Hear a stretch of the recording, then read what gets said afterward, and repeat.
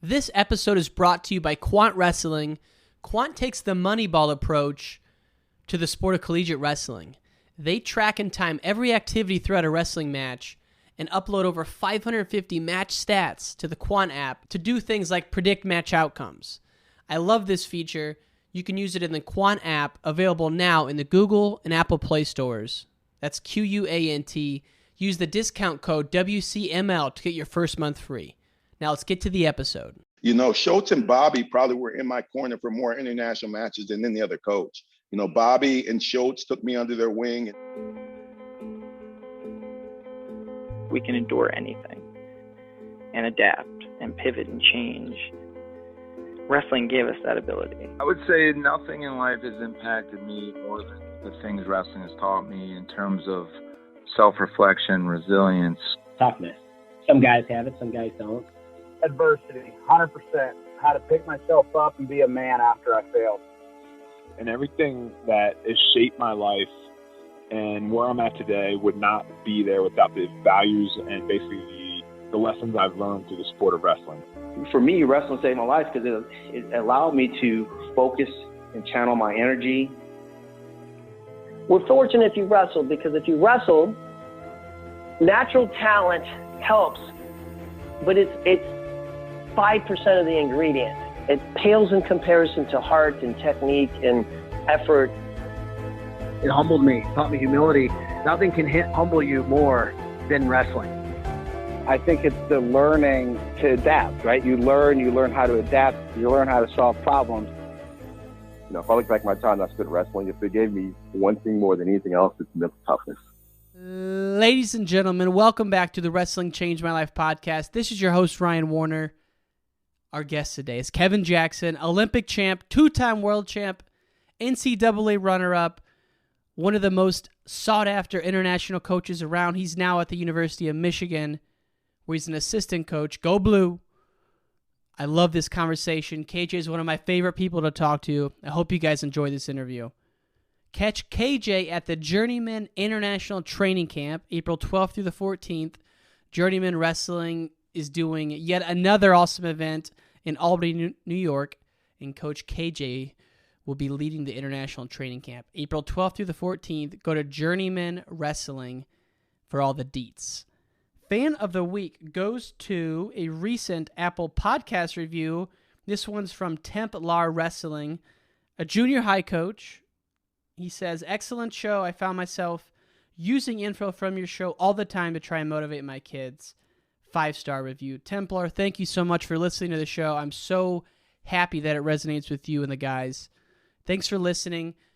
And without further ado, folks, let's get to the interview with the great Kevin Jackson. Kevin Jackson, welcome to the podcast, sir. Thank you. It's a pleasure to be here. Yeah, really like your work, man. Really like your work, like a lot of things that you've done. Really exciting times for you guys. And so pleasure to be on your show. Thank you so much. I know we spoke last when we were doing the Brandon Slay doc, and now you're in the Big Ten at Michigan. How's it been so far for you? It's been good. It's, you know, for the last couple of years, I felt like I was stealing money from USA Wrestling with COVID and only having Jade and a couple other guys to train. It was, you know, it was tough, right? Not having the EAP program. So really being in the wrestling room every day with a group of guys, having the opportunity to work with them on the day-to-day has been refreshing. It's been good, and it's been enjoyable. Yeah, and the buzz around Ann Arbor with you coming in, you got Jaden in, you got Sergey, and you know all the guys coming back. And I know you worked with Coach Torella before. Had you worked with Coach Bormet much in the past? I had, you know, me and Sean. Sean hit the senior circuit at the tail end of my career, and so we had an opportunity to train together, even wrestle together. But the most recent time we had together was at the World Championship. I forget which year it was, but it was when we had 4 individual world champions. We had Will Lewin, we had Kurt McHenry, Greg Kurtfleet, and Aaron Brooks was on that team, and we ended up with 4 gold medalists. but we ended up taking second to Russia, but we had a great performance. And Sean was the volunteer coach on that team. And so we kind of reunited there. We had a chance to work together real closely. And really, we had a great performance. He ended up getting 2 of those guys off that cadet world team. And so Sean and I have worked real well together for the last few years on the senior level. And then we did have the opportunity at the cadet level to actually train the team together and take them to a championship. Yeah, he's Illinois' favorite son. You know, I'm in Chicago, and what he did with overtime made us all so proud. And, you know, that really put Illinois on the scene. And, you know, he's known as a business guy, a details guy. Is that what you've seen since you've been there?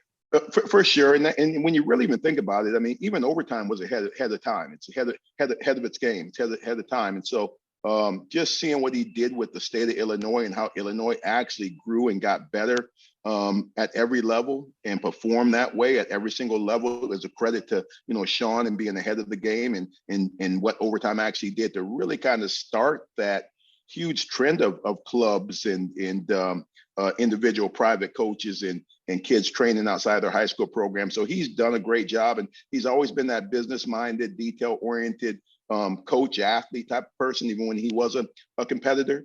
But just seeing it firsthand and seeing how many hats he does have in the ring, how many things he's got his finger on, and how many calls he's taken and texts he's returning and those type of things, and to be able to organize it and to detail it out the way he does has really been impressive to me. And it's one of the reasons that I came to Ann Arbor. Yeah, well, it's so good to have you in the Big Ten and just watching the Michigan squad develop this year. And, you know, you're at the, one of the largest wrestling rooms in the U.S. It made me think back to what was the wrestling room like at LSU, man, back in the 80s? Well, it was like old school wrestling room, right? We still had a big pole in the middle, you know, of our wrestling room. So if you really were planning on not putting forth the effort or having a bad practice, you'd hide behind the pole.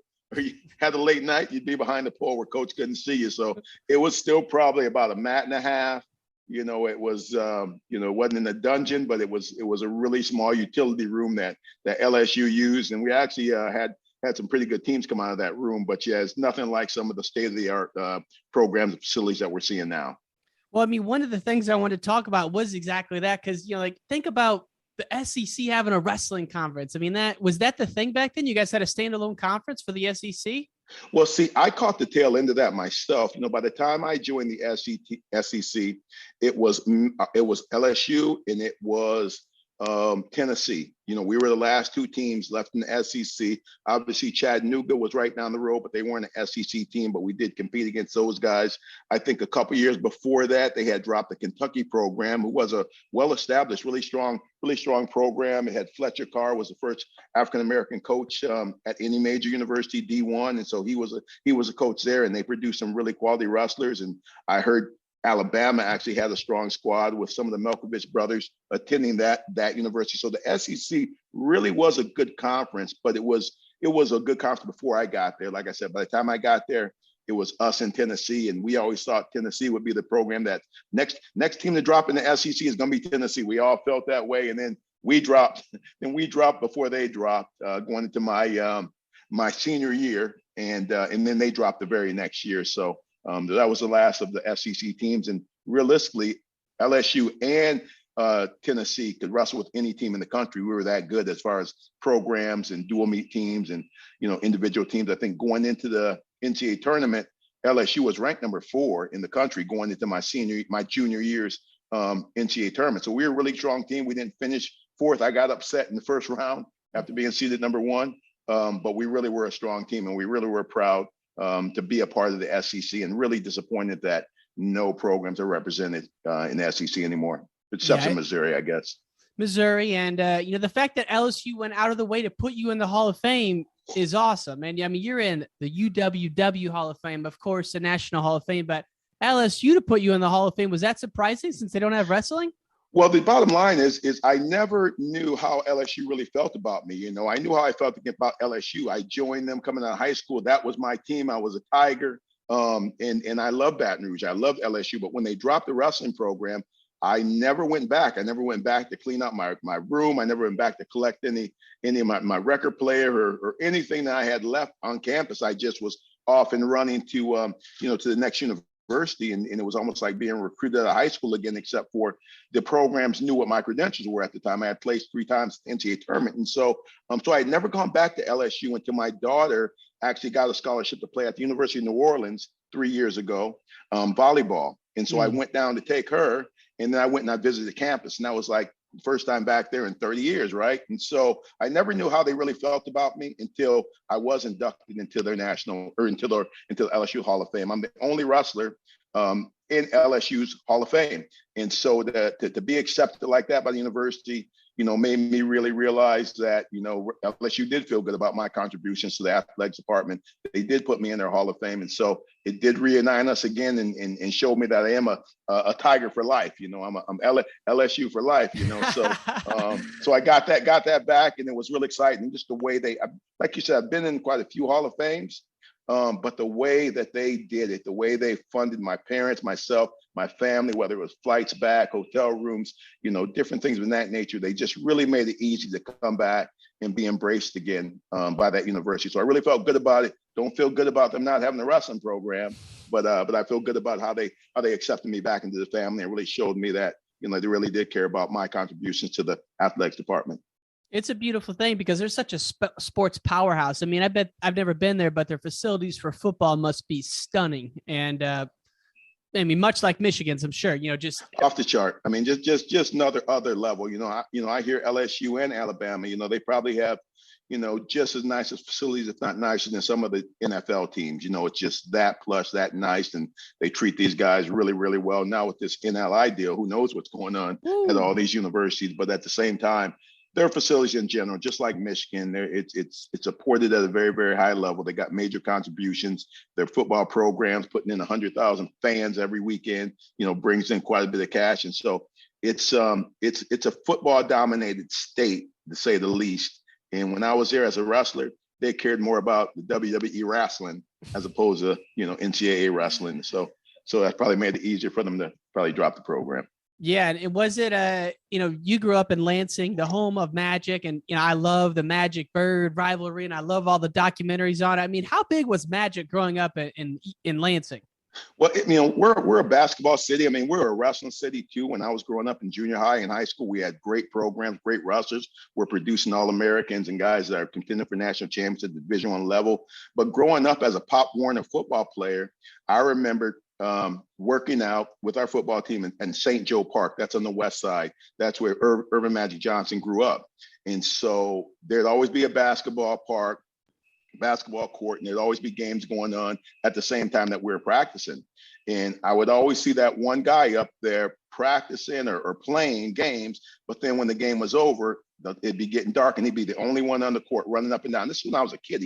He's a few years older than me, but I was a kid, and I'd watch this guy just run up and down the court, playing by himself. And then one Saturday, we didn't have a game. He came down and actually was throwing the ball to us. He's an older high school athlete, so he was throwing the ball to us as when we were Pop Warner kids. So I remember that vividly because someone's like, "That's Magic Johnson. He's going to be really, really good. That's Irvin Magic Johnson." And so I remember him back then. That's my vivid memory of him growing up. But then I went to Lansing Eastern High School, a powerhouse basketball school as well. Jay Vincent, NBA, Sam Vincent, NBA. They played at my high school, and Magic Johnson played at Lansing Everett. And so it was kind of rivalry. So growing up, I also had a chance to go to Lansing Eastern Fieldhouse and watch those guys play. And so, so I grew up watching Magic, then seeing him go to Michigan State and do his thing there, and then on to the NBA. So yeah, yep. He's I just love everything about him and his story. And yeah, he actually, was going to go to whatever school was in his neighborhood. And then I guess, the schools integrated and they moved him to Everett, which was a predominantly white school. And so just his whole story and his persona is so exciting. And you think about fast forward 1992, you guys are in Barcelona together, right? Yeah, man. Yeah, we and I had the opportunity to reintroduce myself to him, right? Tell him I'm from Lansing, that kind of stuff. But I got a great picture with him and Scottie Pippen, at the opening ceremonies. We're on the Olympic floor. We're in the stadium. We're on the stadium floor at opening ceremonies, and Magic's coming through with the NBA basketball team, and they kind of came out separately because they would have just got overran by just fans, even athletes or fans.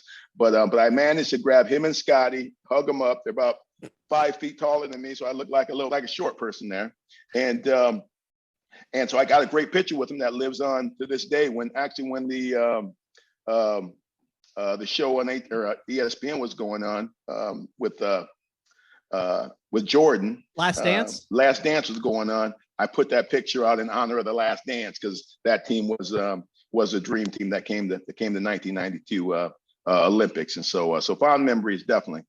And what I've heard you, Kyle Klingman, one of the best. He was interviewing you, and 92 Wrestling was one of our best teams. But I heard that it was a Charles Barkley elbow that got you guys all fired up and showing some love to the Dream Team. Well, we were upset, man. We were like, they kept calling them the Dream Team. The Dream Team's coming. It's the first time NBA basketball players are playing in the Olympic Games. So the Dream Team, it was all about the Dream Team, and everybody was all excited and rightfully so. The pros are showing up. Magic Johnson and Bird and Jordan are all coming to Barcelona to play for a gold medal for the first time. And so definitely it was exciting, but we were disappointed. We were like, we know we got to go to war. We got to scrap for this gold medal. We got to go to war to get a medal, and even to compete, even to make our team, we had to freaking go to war and beat somebody out that was really, really good, even to make the team. Whereas they were kind of, because of their status, they were given their positions, and then everyone in the world knows that they're not losing. They're not losing, and they're going to crush guys. And so we were a little disappointed because, like, man, I got to scrap for mine. I got to go to war for mine. But these guys, they're over here on vacation. So they're playing Algona. I forget the name of the country. I think it was Algona. Yeah, out of Africa, one of those teams, and they're blowing them out by about 20.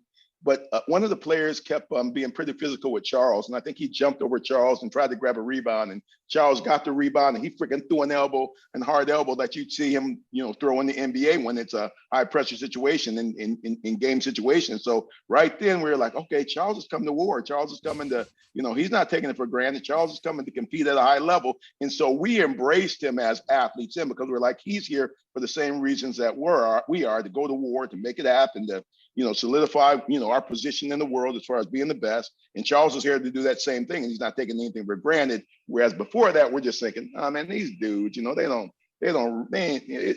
just fun for them. It's not like we look at the Olympic gold medal, we put it on a different pedestal than any other championship medal. And I didn't believe that our professional athletes do that. I don't think they do it in tennis. I don't think they do it in NBA basketball. I don't think they do it in golf. And there's some other sports that are included now in the Olympic Games where I don't think winning the gold medal is the highest level of achievement for them like it is for us. And so we're a little disappointed with that. But watching Charles give that dude the elbow, we're like, okay, all right. At least Charles came to fight, He's ready. And we and then Charles came to the Olympic Village. He was in the Olympic Village pretty much every night. I don't know if he was trying to find a date or if he was trying just to socialize or have a couple. I don't know what he was doing, but every night he was always there socializing in the training room. And so he really connected, I think, to the other athletes from not only the United States, but other countries. And you didn't see the other NBA athletes in the Village. MJ, too much no show?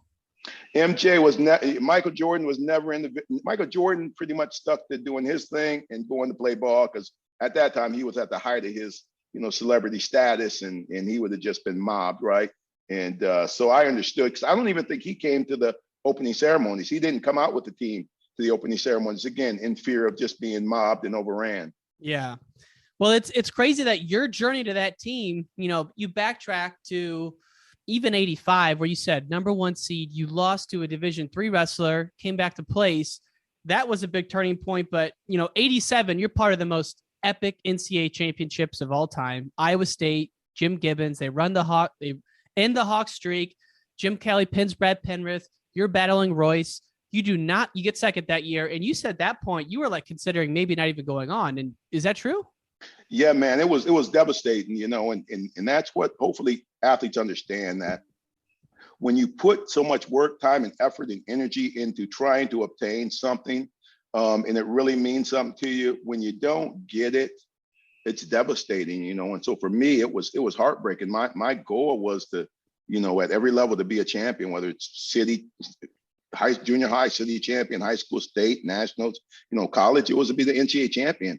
And I had been seeded number 1 before my junior year, and I got beat first round, and then Royce beats me out, my senior year. So it was devastating. And so I tell people this all the time, is that wrestling can promise you 2 things and 2 things only: heartache and pain. he can promise you those two things, heartache and pain, and you're going to feel those and you're going to deal with those, but they're also going to turn you into the person that you end up being, because you can persevere through anything if you can persevere through some of the hard losses. And so I was hurt so much, it devastated me so bad and crushed my dreams of being an NCAA champion that much that I was like, I can't take this pain anymore. I can't take this kind of pain anymore.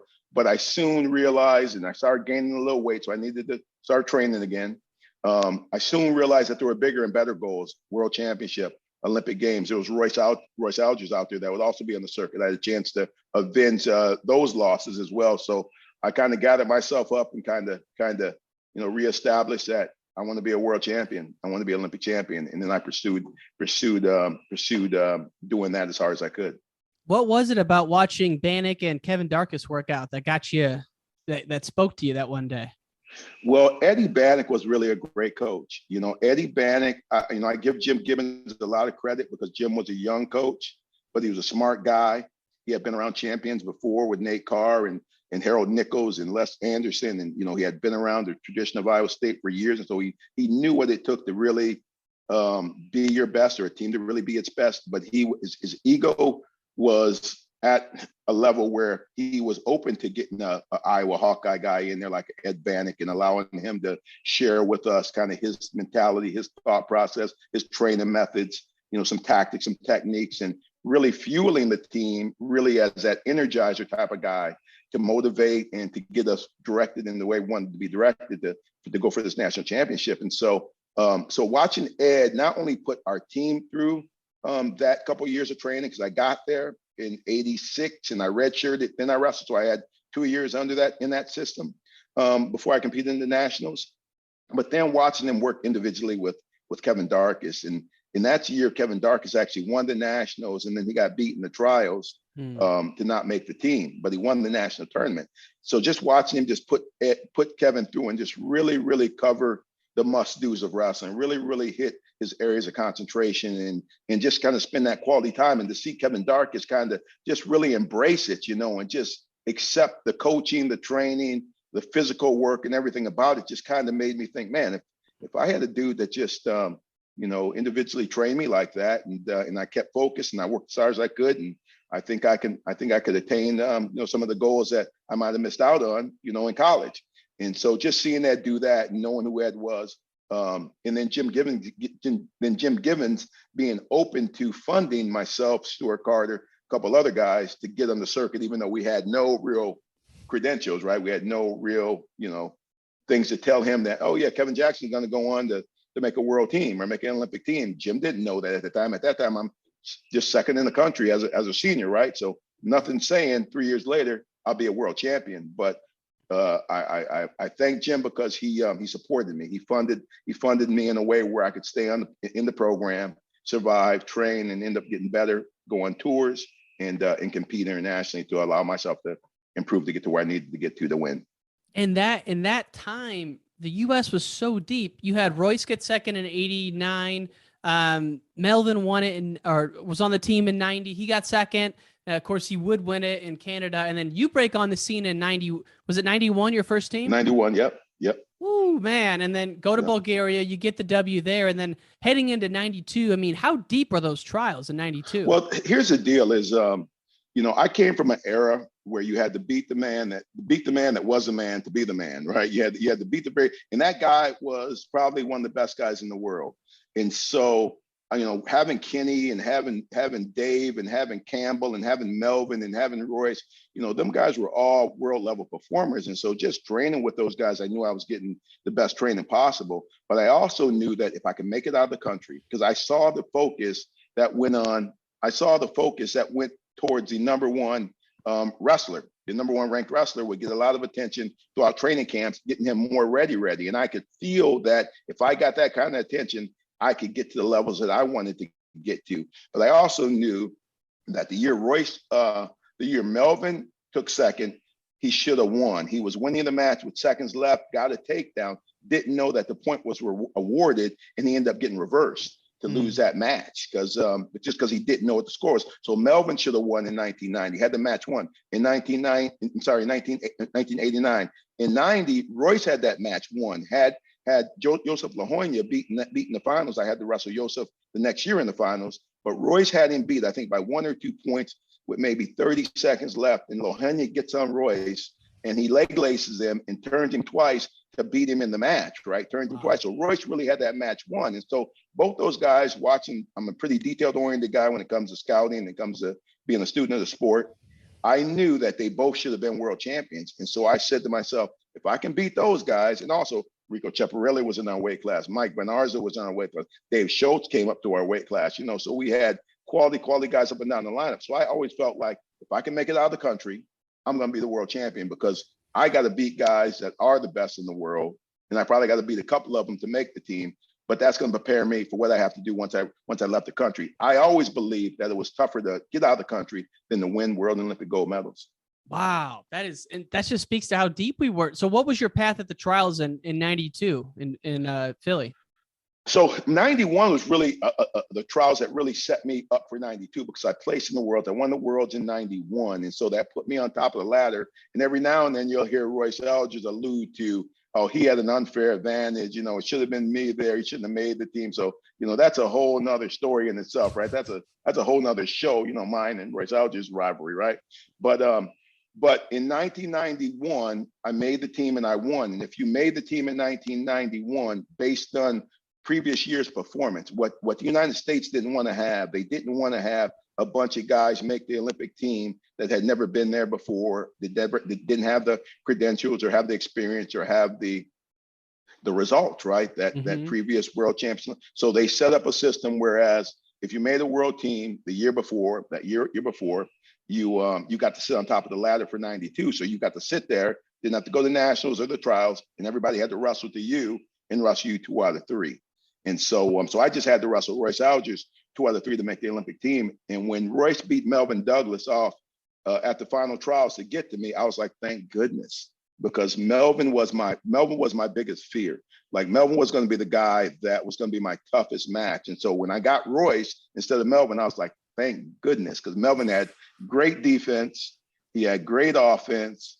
He was a seasoned veteran. He had athletic ability, and it was going to be a monster match for me to get past Melvin 2 out of 3. I believe I could have done it, but never having done it before. I did beat Melvin in 1991 to make the team, but I only had to beat him in the nationals and then one match in the trials. That was the match I was thinking I was going to have to win. So when Royce made it to the finals, I'm like, okay, I got Royce. I know exactly what I'm facing here. Deal with the hand fight. Get your points when you need to get them. Deal with the hand fight. You know what I mean? Yeah. And so that's what the trials look like for me. And it comes full circle because 87, Royce, you beat you in the finals, and that's kind of like one of your big turning points. Like if we did the Kevin Jackson doc, 87 would be a crucial point in that journey, and so would 92. Well, in 87, it was ridiculous because I go to Iowa State because I'm going to a place that I believe can beat Iowa. Like when I left LSU, my only goal was I would beat the Iowa kid. I had Kistler. I had Marty Kistler. I think Marty Kistler or Lindley Kistler, and I beat both of them. Right when I was at LSU. When I was at LSU, I beat both those guys in matches. But Iowa was just running through the NCAA tournament year after year after year. They'd get a bunch of champs. They dominate guys. And I'd always say, how can one team just dominate the country? How come guys are laying down to them? How come they're just not? Nobody was competing against them. And I felt like it was just they were just out toughing people for the most part. They did have guys that were talented, skills, whatever. But at that time, I was just disappointed that Iowa kept winning and winning. They were up to their ninth title. I transferred. They were up to their 8th title. When I transferred, they had won their 9th title while I was at Iowa State, and we had a chance to beat them then too if our team would have came together. We had some guys that didn't perform at that level.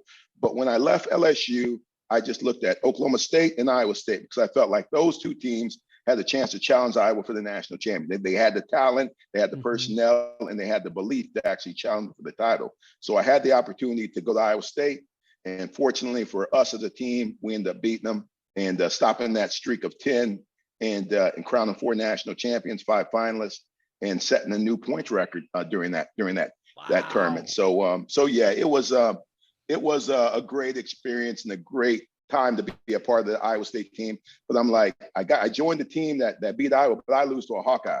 Imagine that. Seriously. It was bittersweet to say the least, because I've been on some world teams, and I definitely would much rather be the world champion than to be second and have the team win. That's kind of a wrestler's mentality. Take care of yourself. The team will take care of itself, but you take care of yourself, and everybody else takes care of themselves. The team takes care of itself that way, kind of deal. So yeah, crazy times. Before we go back to Barcelona, I just want to ask, what was the environment like when Iowa and Iowa State got together for dual meets in that '87 season? It was crazy. We beat. I think it went back and forth. I think maybe. I can't remember I know we won the one in Ames. I can't remember if we won the one in Iowa City. I don't think we did, but that's when we would go home and home. Mm-hmm. And those were the days. Those were when the rivalry was at its height. And I know it's getting back there now. But when at home and home, I think there's a couple of challenges there that is just different than the norm. Oklahoma and Oklahoma State they're doing the same thing, but just that Iowa State rivalry just made the whole state stand on end and stand up and look for wrestling and wait for those matches, and having two of them at each one's home just made it even more special. But the rivalry was always strong, man. It was always intense. It was always a war, and there was always some back and forth with the coaching staffs, going back and forth just a little bit. Not to the degree it is at now. I don't know if I'm in favor of where it's at right now as far as coach athlete, hitting heads, that kind of stuff. I don't agree with any of that, but I do think that intensity and that energy is surrounding those programs again. But back in the day, it could go either way. We lost some duels that, Eric Volker was winning one time. We think it was Brooks Simpson's, and Eric was a defending NCAA champion, and all he had to do was win, and we win that duel in Iowa City. He gets caught and pinned. So crazy stuff would always happen. Yeah, forgot about that. That was crazy. Crazy stuff. And I think that was 86 when that happened. Okay. So crazy stuff would always happen like that between Iowa and Iowa State. You could never quite call it. What Bill, when we beat Iowa that same year too, I think they beat us at home, and then we beat them at home. That's when Bill Tate, my best friend Bill Tate, beat Royce Algers, majored him in that match. And so that's another thing that you probably didn't see coming, but that's. And Perry Summit actually got a fall, in the first match at 125. And so that match is crazy. It's great to see that it's back to where it needs to get to as far as energy and intensity is concerned. But obviously Iowa State's got to break through there to make it that real rivalry again. Yeah. I didn't help with that, by the way. Well, I mean, man, those were fun. Those are, that 80s, that rivalry is so fun, because I even think back to who was it? Was Jimmy Zaleski who tech followed the great car and he bumped up? Yeah, I remember that. Nate Carr went up to 158 from 150, and I think they just had a little bit better tactical plan for Nate. Nate would stand up real quick, and Jimmy just was prepared to mat return him and wrist-tilt him. And so it was a big time match for Jimmy. I know Nate ended up getting some revenge and freestyle, those type of things, but huge match, and you'll still hear, Hawkeye fans, when you bring up Nate Carr's name. I'll tell you a match I've seen Nate Carr wrestle. I mean, you'll still hear some Hawkeyes still throw that up at you when Nate Carr's name comes up. Well, and you've been a part of so many great rivalries. The other one I think about is USA versus Iran. And, 92, you have the young up-and-comer Hadim in the, I don't know if it's the quarters or the semis, but I watched it this morning, a really tight match. And had you scrapped with him before that one? Well, I had wrestled him in the second round, I think, of the World Championships in 1991. Okay. And I knew he was a young kid, but I could feel him. I could feel the skill set, right? I could feel the skill set, which worked for me because my counter offense was really good. And he was more or less a diver. He dived to a shot, then he could work his way to a finish. But he had other skills too. When you actually look at his career, his total career, pretty good career, right? Pretty good career as far as championships won. At that time in 1991, he didn't place, but that very next year at the Olympic Games, he placed third in the very, very tough weight class at the Olympic Games. But then he went on to, I think he moved up, and then he came back down, and I think he found his weight at I think 90 kilos. He ended up finding his weight and beating the great Godard to becoming an Olympic champion, those type of things. But I had wrestled him in 91 in the second round. But then in that semifinal where I wrestled him, that was a good match because he really was out to win, right? He was really out to win the match. But at a certain point in the match, I could just feel him trying to hold on to that 1 point lead, which you could do then, right? You could get away if you're not cautioned out of the match. You could 5-minute straight period, you could actually get a takedown and let them fall into your counter offense or defend, and maybe win some of those matches. But it was a point in that match where I really felt him like try to hold on to the win, and I kind of turned up the pace a little bit on him. And that's when I caught him with some clean things, and he ran back into my counter offense once I got the lead on him. Yeah, and looking at the camera panned over to Coach Bobby Douglas, and he's going crazy. It got me so fired up just to know that he was in your corner. I didn't realize that. And then Schultz was as well. Schultz and Bobby probably were in my corner for more international matches than any other coach. Bobby and Schultz took me under their wing in 1991. I was out at Foxcatcher, so I had Schultz as one of my training partners anyway. But then when Schultz didn't make those teams, it was like he was player coach already. And so he had, Dave was sharing more tactical skills than any other coach at the time, even though he was still an athlete. We would go to Dave for answers, and so Dave was that guy. And so Dave actually locked down my parterre defense, prior to the World Championships in 91. He was on top of me. He got on top of me and wrestled me every single day to make sure that my parterre defense was on point. So Dave was in my corner. Then he was in my corner when I made the Olympic team against Royce Algiers. He was my main coach then. But having Dave and Bobby both was the best mix, because Bobby is intense. Bobby is this guy right here. Go get that double, Jackson. And Dave's this guy. Hey, keep it down, relax, keep it down, relax. And so it was a great combination for me, because towards the end of that match, I heard Bobby screaming something, but I was looking at Dave, because Dave could keep me, grounded and locked in. I think in the end of that match with the Iranian, it was Dave that told me to put the pump fake on him, to slow him down, because he was kind of bringing the pressure, trying to look for his scores. But you put the pump fake on them, they have to respect the shot and make it a wrestling match again. So, what better coaches in your corner? Dave Schultz, Bobby Douglas. Wow. The best of all time, right? Who couldn't get any better coaches than that. And I've had the Gables, right? I've had, Joe C's and Bruce Burnett's, and all them guys are really good, excellent coaches, professionals, right? Up and down the line. Bobby and Schultz are the best. Bruce Burnett is right there, with those guys. But obviously, great support system, having those guys in my corner. Bobby Douglas, definitely on the Mount Rushmore, either as a wrestler, but definitely as a coach. I mean, what he did at the Mexico City Olympics, I know he had a little bit of the flu bug and he was battling, but, he put the wood on Gable many times. And then when Bobby retired, Gable came through. But just to see those guys in your corner was awesome. And then, 2004, you and Bobby are in Kale's corner. So again, it's like, that's awesome. That was one of the best times of my life right there. Not, of my coaching life, obviously. But seeing what Kale went through to get to that point of having the opportunity to be Olympic champion, and then seeing him on one end, right? Because to make the team was a challenge, right? It was a mental, physical, draining challenge for him to make that Olympic team, right? It wasn't fun. But then to see him on the other side of it, being on the team and seeing how refreshed that made him physically, mentally, and then to lock in on what the mission was great to see. And then to see him execute, right? Because there were some areas of concentration that he had to improve in order to beat the best guys. I mean, wasn't like he walked off the mat like people thought and just walked into a gold medal at the World Championships or the Olympic Games. He got beaten in 2003 by the Russian, and I think the Russian, beat him probably twice because they actually took a call away from him. So he had some really tough guys. So he had to make some technical adjustments, some tactical adjustments. But to see him go through all of that and have the challenges that were surrounding him, but then it culminate into what we believed he was capable of, a gold medal. And to share that moment with Bobby, after Bobby being in my corner all those years, was just it was really satisfying, right? It was really satisfying as a coach, and then to see a guy accomplish a great goal of winning that gold medal and seeing what the price he paid was just really rewarding. And there's a great picture of me and Bobby standing there after Kale won, and I didn't even remember, but we got the biggest smiles on our face because this guy got it done, and we know everything he went through to get it done.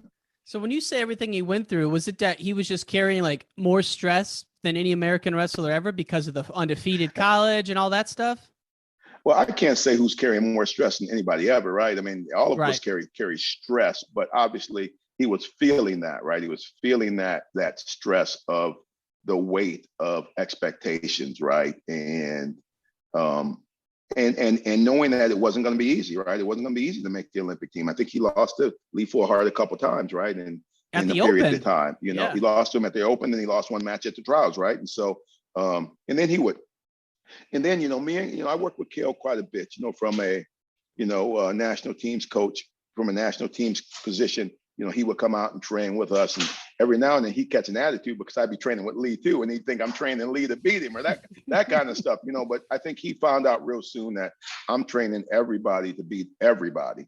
And that way, that way you can keep it fair as opposed to one way or the other. And I think he grasped that. Connected to that. I think we really, really connected when we went to the Pan Ams one year and he wrestled Romero and they cheated him out of the match. And he's seen how emotional and upset I got about him not, or them not rewarding him the match. And I think that bonded him, tightened him to our coach-athlete relationship where he was more open to listen and be coached and be trained and those type of things. So I think it was a process to get us to where we needed to get to from a coach-athlete relationship. But as far as the Olympics in that year, it's a whole individual thing that you deal with pressures and stresses and everything else that comes along with your job and your life. And sometimes it becomes overwhelming. And I think that's kind of what he went through. It was a little bit overwhelming. And so who knows where those pressures and stressors or everything built up on him were coming from. But I know that there was a point where it wasn't fun. Training wasn't fun. Competing wasn't fun. And we had to kind of get him back to that point where he could see it, feel it, understand it, recognize the prize is coming.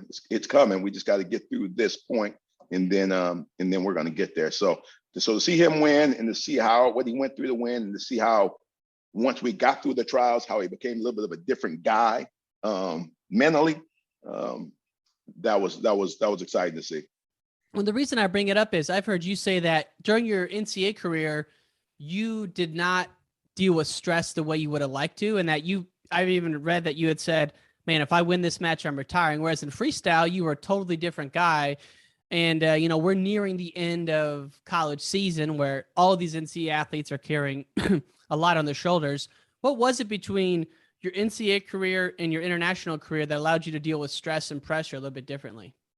Well, for whatever reason, in college, you put a little bit of undue stress on yourself. For whatever reason it is, you just kind of feel that pressure, I don't know what it is, just kind of hovering over you, and you have to have different mechanisms. You have to have different ways to deal with that, whether it's just to sit back and not watch, your competition or watch any other matches before you walk out there, whether it's to continue to tell yourself to stay calm, to be relaxed and to conserve energy and to not get too high or not get too low. It's just a whole different animal that the NCAA and college wrestling and dual meets presents. And I haven't quite been able to put my finger on why that is, but every single person for the most part feels that a little bit. Now, if I'm on a team like, just an all-star team, I feel it might not be as hardcore because I know that I'm with 10 guys that are going to go out there and basically 7 or 8 of them going to win. I'm going to go out there and do my job and no big deal. But if there's an expectation for the team to win and one of the wins is you having to win that match, sometimes kids carry that on and don't put it in perspective, right? It's really about the opportunity.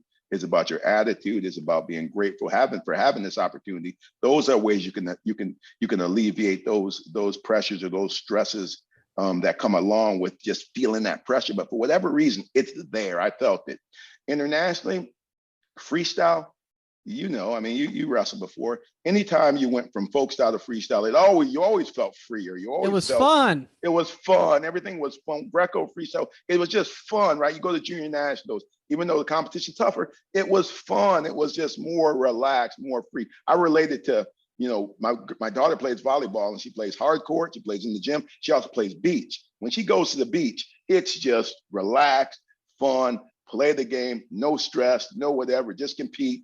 You know what I mean? And it's the same thing for freestyle wrestling for the most part. And I think that carries over even now to this day, that when guys get out of folk style wrestling, they go to freestyle, they feel it's freestyle, it's free, I guess.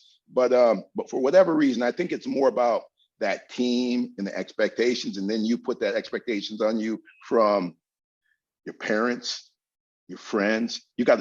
Kids think like this. I got to win, or I got to win. I got to win for my coach. I got to win for my mom. I got to win for my dad, my sister, my brother, my university, my team. No, you don't. You got to win for yourself. You got to compete for yourself.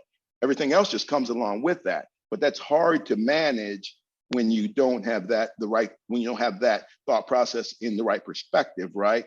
And then it's hard enough to win for yourself. It's hard to win a wrestling match, period.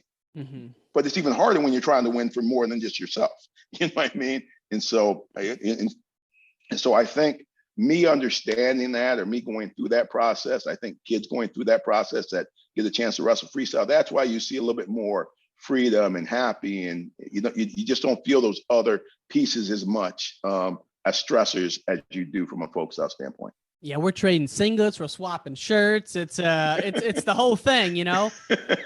What if you look back at your career, you know, on all the big time competitions you wrestled in, was there any routines that you did the night before or the morning of, whether it's like, you know, some self-talk, some visualization, some breathing that you did that really got you in the right place? Yeah. I investigated all of it. I investigated all of it. But you know, when I really realized though, that when wrestling is just about fun, right? It's about fun. It's about competing. It's about going to war. It's about the battle. But in the essence of it, it's still gotta be fun, right? It's still gotta be enjoyable, something you love doing. And really, I caught myself because I really looked up my first big time tour was 1990, right? I went on tour to Urigan. It was the first time they ever had Urigan, but we had the Urigan tournament, and then we would go to Tbilisi, which was at that time the toughest tournament in the world. So we went back-to-back events, and all along the way, we'd wrestle in dual meets in these little villages, then go wrestle in the Urigan, and then we go to a couple more villages, and then end up in Tbilisi for our final tour before going home. And so I went over there, and that's when the war broke out. That's when the Middle East War broke out. And so a lot of athletes didn't go. It was just myself, Schultz, Campbell, Zeke Jones, Royce Algers ended up catching that trip, came late to the plane, didn't know that the trip had been canceled, and jumped because USA Wrestling cut the trip. They stopped the trip. They didn't want us to go because the war had just broke out. And so Bruce Burnett. Yeah, Bruce Burnett was there. He said, I can't go because USA Wrestling's not letting me go, but I'm not telling you guys what you could do. Yeah. So Gene Davis took us on that tour over there, but I roomed the whole time with Chris Campbell. And all I did was ask questions. When do you shoot? When do you attack?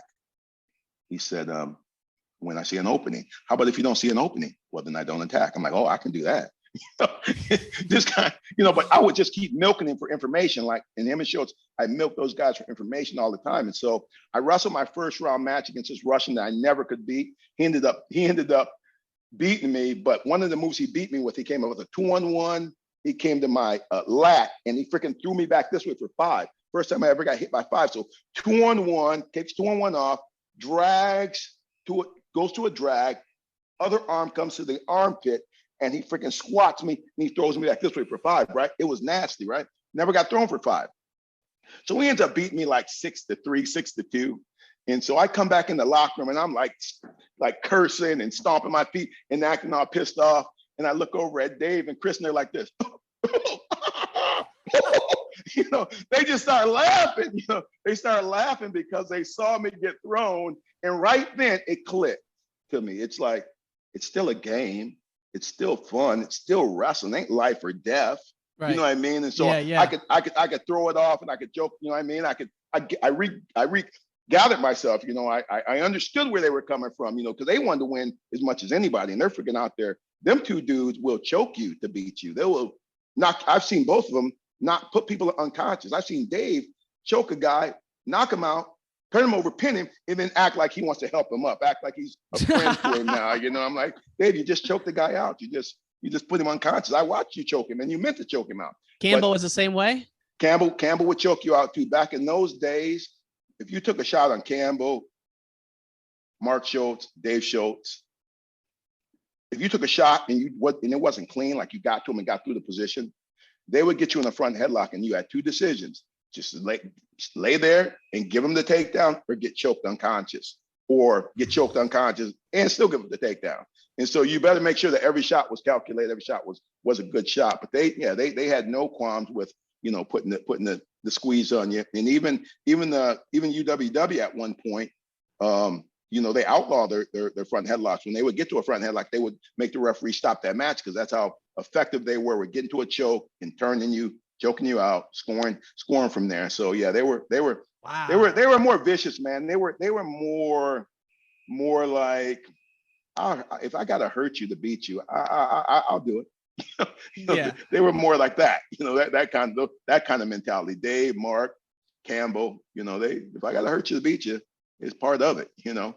But like the cool thing is that off the mat, they're not taking themselves so seriously that they can't laugh.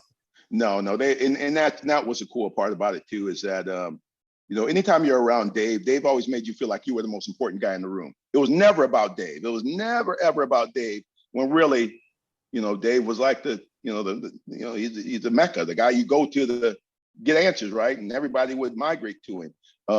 But they always were about the fun part. And that's one thing I was disappointed about the Foxcatcher movie, not the documentary, is that I could see Dave in Ruffalo. I could see Dave in him, but they never showed Dave's true joy, Dave's true spirit. Dave's true joy and spirit was, he loved wrestling. He loved to laugh. He loved the joke. He never was serious ever, except maybe with Mark being over 14. I could see him getting serious about that. But in the movie, it never showed Dave's lighter side, which was the majority of the time. That's who Dave was, is the lighter side. When it was time to wrestle, he became a killer. You know, he became, you know, he got intense, you know, got the look on his face. But for the most part, Dave was lighthearted, laughing, joking, fun to be around, loved to laugh, loved to joke, that kind of stuff. And so that's what attracted me and kept me in the sport and kept me doing it for as long as I did, is because the camaraderie, the fun, you know, the freedom, all of those things. And the one thing that you never hear about now, and, you know, I don't know why it is, but what kind of a savage was Mark Schultz? I mean, he's kind of like, oh my goodness, dude. We got lucky when that dude retired. When he retired, like, he was still young enough to wrestle. Like, he's younger than Dave. So when he got out of the game in 80, he got out of the game in 80. I jumped on the circuit. 80 or 88? I thought it was 88. Yeah, 8. My bad. 88. My bad. 88. He got out of the game, right? I got on the circuit 88, 89, 90, 91. He was still young enough to wrestle. And I had trained with Dave when I was in college. He almost killed me. I trained with Mark. And when I was in college, LSU, Gary Keck got us to go out to Sunkist Kids and train with them when we were still in college. I got a chance to go train with Mark and Dave and other world team members. And I started wrestling around with Mark, and he put me in a front headlock, and he just freaking popped me and took me. And I had never felt that before, but he almost killed me. I was just a young high school kid or college kid, and he was probably world champion at the time. But when he retired in 88, he opened the door for myself, for really, I think it was Melvin came in next at 89. Melvin got silver. Royce ended up getting silver in 90, and then I came around in 91. But if he would have kept wrestling, who knows if we'd have made world teams during that 3-year period, you know, before 1992. He was that good. And so I thank God that he retired when he retired, because it would have been a challenge. I think it was Melvin who was telling me how, like, you know, Dave Schultz, obviously an icon, a legend, but like, dude, Mark was like that, but like the body of a gladiator, you know, like a killer. And straight athlete. I mean, had all the technical skills, was explosive, had all the skills that Dave had for the most part, but was a straight athlete. And that's a whole different animal, because he's an 82 kilo guy, right? 82 kilo guy. And he could wrestle with Bruce Baumgartner. Like, he could take Bruce down. And I'm a power wrestler myself. And I didn't like wrestling Mark Coleman. I didn't like wrestling with Bruce, just because they're big power guys, and I'm a power wrestler.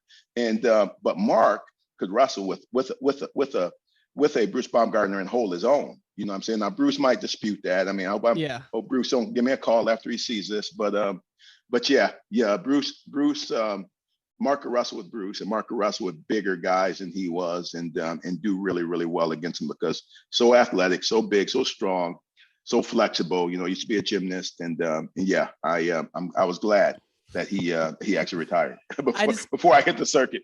So was it Cher who beat him out in 88? Bill share?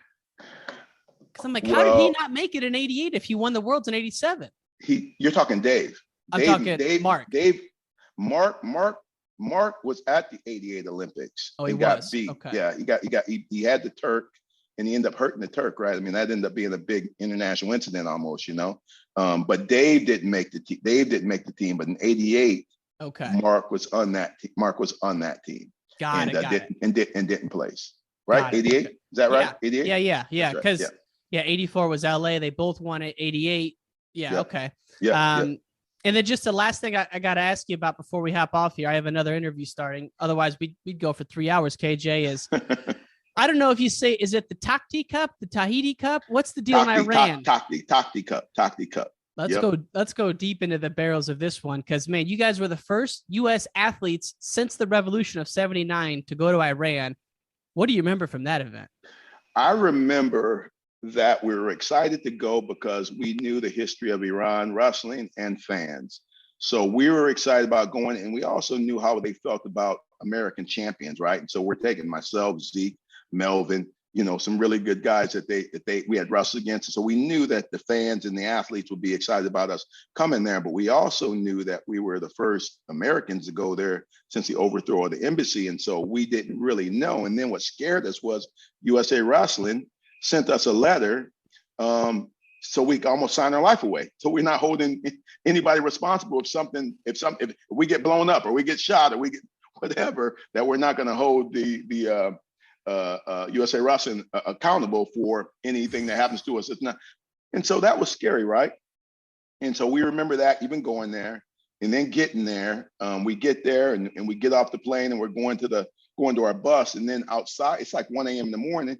And there's like thousands of people just waiting to see us get on the bus. So we felt like the dream team then, you know, going from the airport to the bus, because fans everywhere, they're on the bus, beating on the bus, waving, you know, just that celebrity status. And that's what around wrestling. Actually, I tell anybody that really wrestlers, you have not seen wrestling until you go to, you know, those Dagestan, Mahatkalat, those regions, and then Iran it's really the top of the chart, you know, where they really put wrestling on the pedestal and treat you like you want to be treated as a champion and respect you for everything you do. And so, you know, that was a different trip. I mean, we got to our hotel and there's armed guards at every floor, machine guns sitting at the elevator. You know, we're driving the bus going to the arena or going to work out. There's cars on both sides and they got AKs and automatic weapons. And I'm thinking, well, somebody's got a rocket launcher.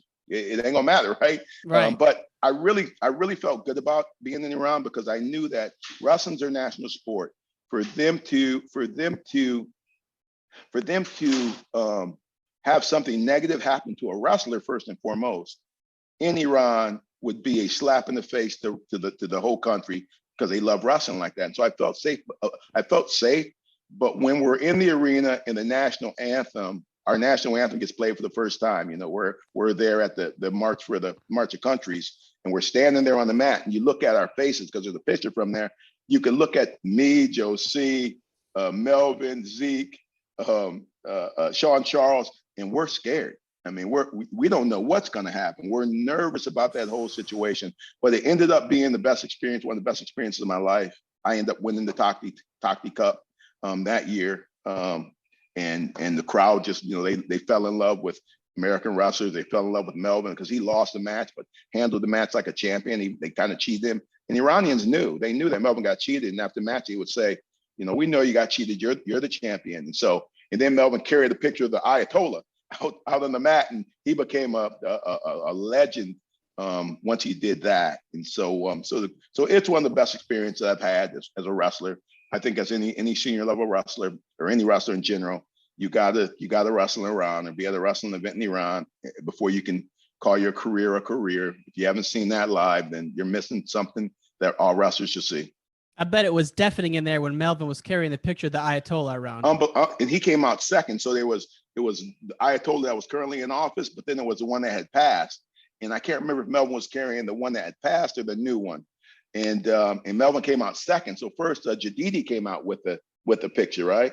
And Melvin didn't know what he was doing. He was just doing something that Jadidi asked him to do.